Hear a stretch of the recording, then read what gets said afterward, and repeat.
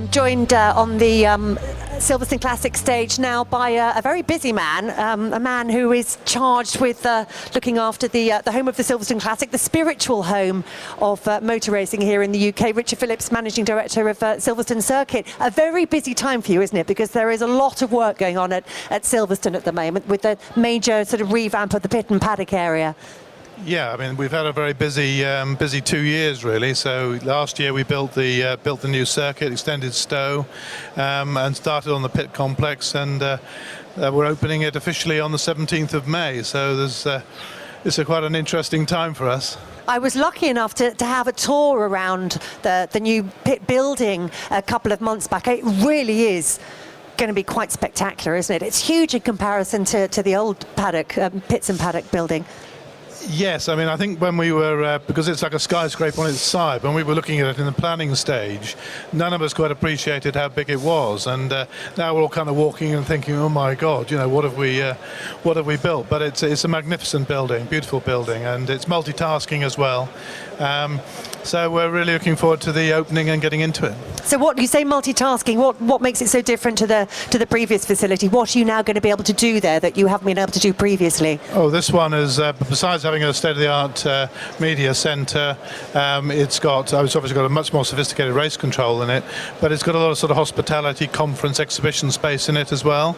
So it's about 16,500 square metres altogether, the whole building. It's just over 380 metres long, so it's a beast of a thing really. Its own energy centre and generator power, and it's magnificent. It's such a different story to, when was it, about 18 months ago, when, you know, it looked as if the British Grand Prix was heading off to Donington, and you really have turned the situation around, haven't you? Well, it's turned around. Whether it was me or not is a different matter. I think there's a whole team of people responsible for that. But yes, I mean, we've been through some pretty interesting times. I mean, in 2008, when the announcement was made on the Friday of our Grand Prix that the event was going to move to Donington, that was an awful shock to us. And you know, thank heavens we've managed to get it back, and we're delighted with that. And 17 years or 16 years more to run made a huge difference to us. It's given us that opportunity to invest in the premises and get Silverstone up to a sort of world-class standard. Well, the Silverstone Classic will be one of the biggest events that you host at the circuit each year, isn't it? So an important event to have for you. Yes, I mean, the Silverstone Classic is what Silverstone's about, really, isn't it? I mean, you've got, you know, the BRDC, you've got a club which is unique in the world, some of the greatest drivers that have ever lived, part of that club, and it's got huge heritage. You know, the circuit just goes back 60 years. Last year was our anniversary, and we have to celebrate that at least once a year, and the Classic is a fantastic way of doing that. What do you think it is about the event that makes it so special and so popular?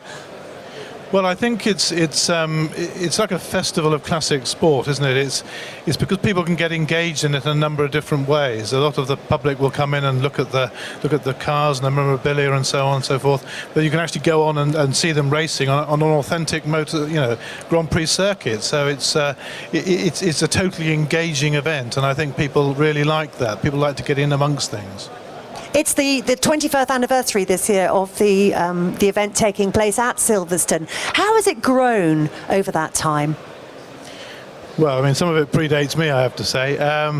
But it's certainly developing now into a proper, real international event, recognised on the international calendar, and I think it's maturing into, you know, people really want to go there and race in it, and the grids are growing, and the variety of the different cars and the different races, and it really is developing in a beautiful way now. And I think with the developments now and the new pits, because obviously they'll be operating out of 2 centres this year, that's going to be quite unique. And I can just see it just building from strength to strength in the future.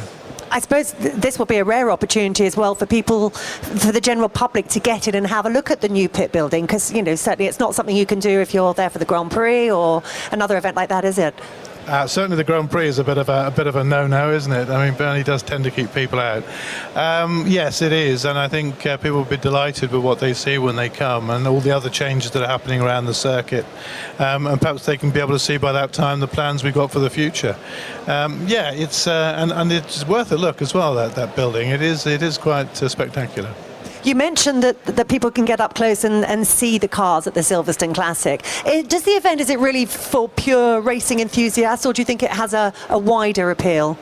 I think it has a wider appeal than that, really. I mean, I'm of a sort of age where I can remember some of these cars being on the track, and I think motorsport when I was younger maybe had a wider appeal perhaps than it does now. Hopefully that appeal is coming back. But yes, I think it has a bigger appeal than just people who you know, can afford or actually race in the cars or own the cars. It has a very great connection with the general public. And there's lots of people that identify with the characters, you know, the great heroes of the past and those vehicles, and can remember seeing them. Some great cars on the bill at the Classic this year. Obviously, Jaguar is celebrating the 50th anniversary of the E-Type. That's going to be something quite special, isn't it? Yeah, scarily. I can remember when the E-Type was brand new on the chocks. So I'm not sure how I feel about that. You were just a boy, I'm sure. Yeah, of course I was. Yeah, absolutely was a boy. Yes, it's, you know, obviously with Jaguar, and Jaguar seem to be supporting motorsport in a great way now. Yeah, it's going to be an interesting year, and I'm really looking forward to the event. From a car perspective or a race perspective, which appeals to you most? Is it the historic Formula Ones, the Group Cs perhaps? Which do you like best? I have a penchant for the Group Cs, actually. I like the sort of bigger, meatier sports cars. Open wheels don't quite do it for me, but that's just my personal... apart from F1, of course. But, yeah.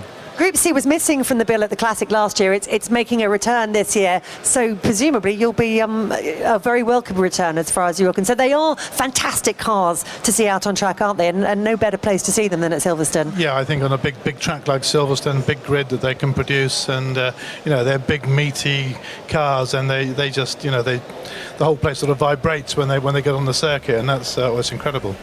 Looking forward to seeing you there, and thanks for talking to us today. You're very welcome.